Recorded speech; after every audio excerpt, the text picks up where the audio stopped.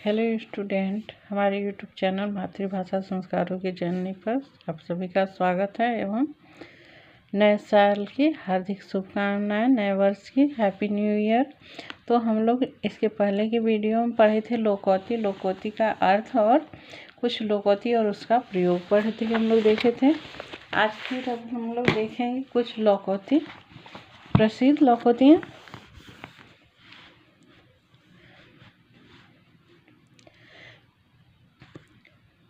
तो क्या है लोकोक्ति, देखते हैं। जो गरजते हैं वो बरसते नहीं। मतलब क्या है, ज़्यादा बोलने वाले काम कुछ नहीं किया करते। जो गरजते हैं वो बरसते नहीं, उसका अर्थ हुआ कि ज़्यादा बोलने वाले काम कुछ नहीं किया करते। वह जो भी कुछ कहे चुपचाप सुन लो, क्योंकि तुम्हें पता होना चाहिए कि जो गरजते हैं वो बरसते नहीं। ये लोकोक्ति का वाक्य में प्रयोग हो गया।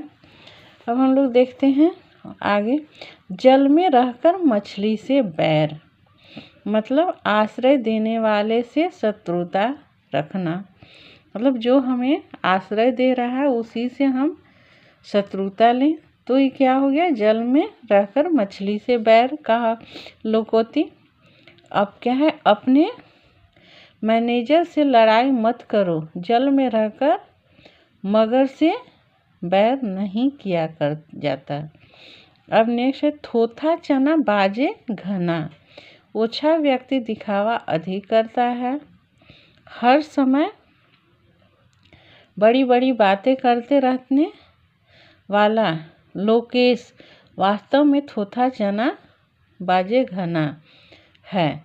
ओछा व्यक्ति क्या है, दिखावा मतलब बहुत ज़्यादा करता है, जिसके पास बहुत कम हो और जानकारी नहीं हो तो भी क्या होते हैं, बहुत सारी चीज़ ऐसे ऐसे बोलते हैं कि हम ये कर लेंगे ये कर लेंगे। ये कहावत हो गया, थोथा चना बाजे घना। तीते पाँव पसारिए जेते लांबी सूर। ये लोकोक्ति का अर्थ क्या है, अपनी क्षमता के अनुसार काम करना चाहिए। जैसे अगर हमारे पास जैसी आय है वैसा ही व्यय करना चाहिए।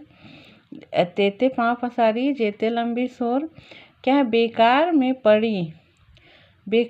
बड़ी बड़ी बातें करके लोगों को झांसा मत दो, किसी दिन धोखा खाओगे। महापुरुषों का कथन हमेशा याद रखो कि तेते पाँव पसारिए जेते लंबी सौर। ये वाक्य में प्रयोग हो गया, तेते पाँव पसारिए जेते लंबी सौर। दूसरा हम लोग देखते हैं, दूध का जला छाछ फूंक फूंक कर पीता है। मतलब एक बार हानि उठाने वाला सावधान हो जाया करता है। जैसे क्या है, एक बार हमें कुछ नुकसान हो जाती है तो कुछ भी कार्य करने समय हम सोच करके वो काम शुरू करते हैं। तो दूध का जला छाछ फूंक फूंक करके पीता है, मतलब यही क्या हुआ, एक बार चोरी होने के बाद सुधा सदैव संपर्क रखती है, क्योंकि दूध का जला छाछ को भी फूंक फूंक करके पीता है। तब दूध तो क्या होता है, गर्म है, लेकिन छाछ ठंडा चीज़ होता है, लेकिन उसके लिए भी सावधान होना पड़ता है। अब क्या है, नेक्स्ट का है लोकोक्तियाँ। दूर के ढोल सुहावने, दूर की वस्तु को अच्छा लगना।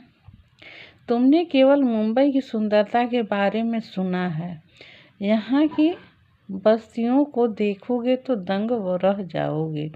दूर के ढोल सुहाने ही लगते हैं। तो क्या होता है, दूसरे घर की अगर हम चर्चा करते हैं, सुनते हैं बातें, तो हमें लगता है कि वो लोग बहुत अच्छे हैं, लेकिन अपने घर की बातचीत नहीं पसंद पड़ती है। तो यही कहावत हो गया, दूर की ढोल सुहावन लगना।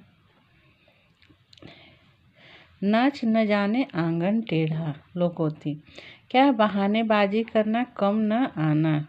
मतलब क्या है, हमको वो कार्य नहीं करने आता है तो कार्य के पहले ही हम उसमें नुक्स निकाल दें, तो हो गया नाच न जाने आंगन टेढ़ा।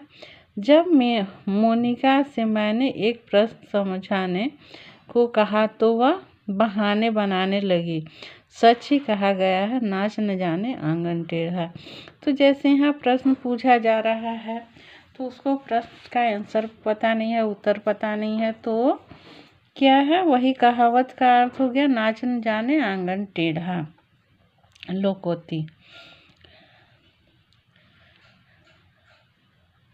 अब नेक्स्ट है, जाके पाँव न फटी विवाह, वह क्या जाने पीर पराई। क्या दुखी ही दूसरे का दुख समझता है। जिसके साथ कोई दुर्घटना घटी नहीं है वो क्या दूसरे का दुख समझ पाएगा, नहीं समझ पाएगा। तो जाके पाँव न फटी विवाह, वह क्या जाने पीर पराई है। मोहन दर्द से कराह रहा था पर सोहन उस पर हंस रहा था। सच है जाके पाँव न फटी विवाह, वह क्या जाने पीर की हार।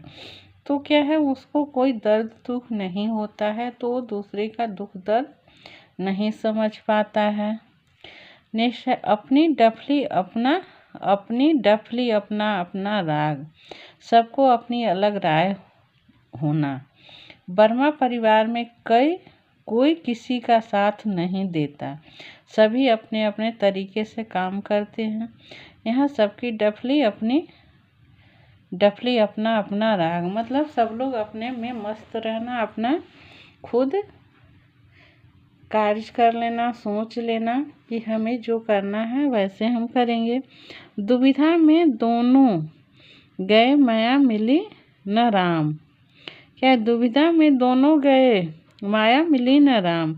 अस्थिर विचार वाला व्यक्ति सदा हानि उठाता है। थैंक यू, धन्यवाद। आज की वीडियो में हम लोग इतना ही पढ़ेंगे।